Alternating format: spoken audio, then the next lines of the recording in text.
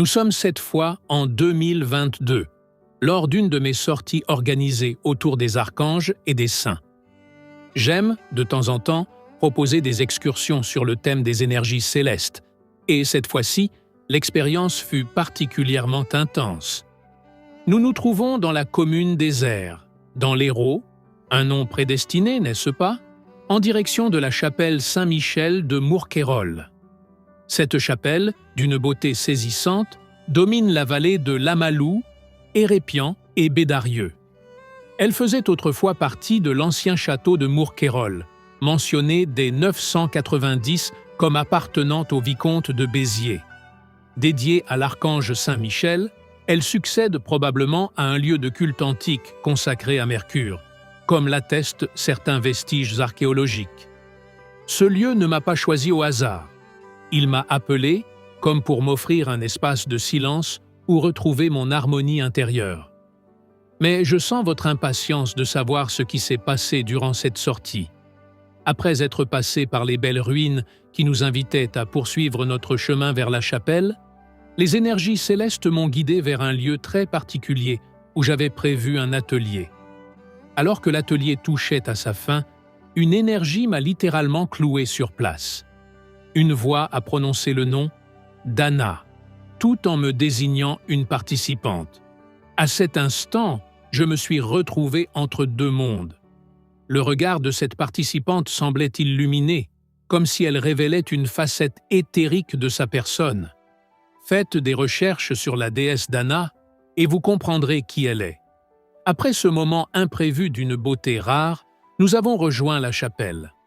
Là, au son de la cloche, des ateliers ont pris place. L'énergie de Dana, manifestée à travers la participante, nous a offert deux chants d'une pureté saisissante, sublimant l'instant et suspendant le temps. Que seras-tu, princesse ou auhiero, montagne libero, corps de cap, donde seras-tu, una de los hombres d'ici ou du monde de libertad.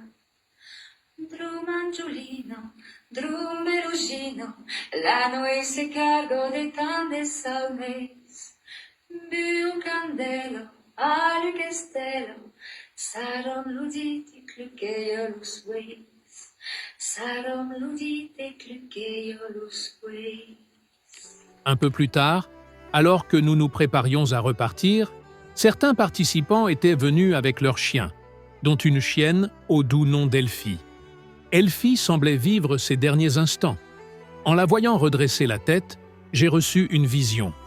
Je voyais par médiumnité des enfants, âgés de 4 à 8 ans, se tenir autour d'elle.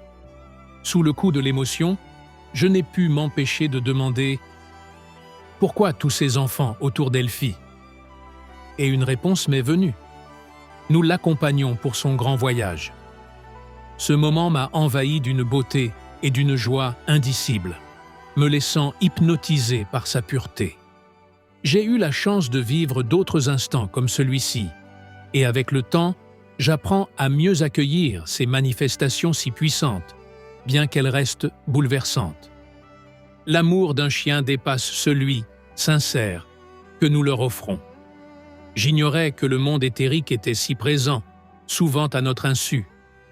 Ma médiumnité ne cesse de me surprendre.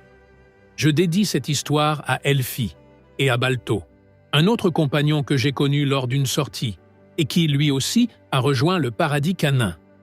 Eddie, les dimensions de Gaïa.fr.